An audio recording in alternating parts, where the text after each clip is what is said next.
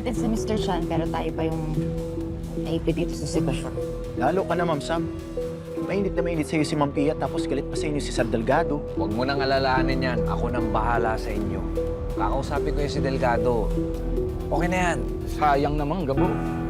Sana tinakbo mo na. E di sana wala ka na sa ginintuan lupa ngayon. Pati pamilya mo.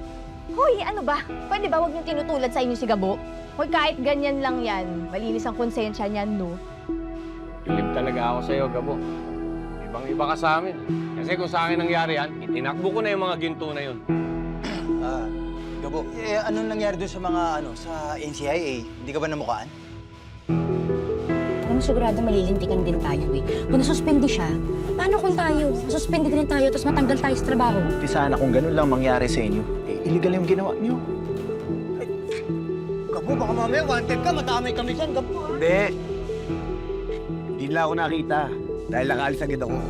Kaya huwag kayo mag-alala. Ligtas tayo. Kaya nga. Gabo, mabuti pa, mag-order na tayo.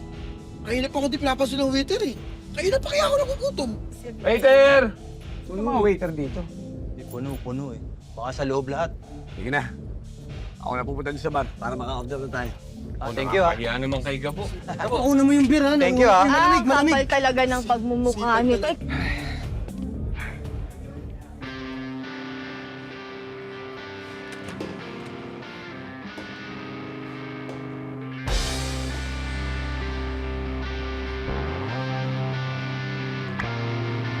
Di ko pansin kislap ng bituin pagkapiling kasinta.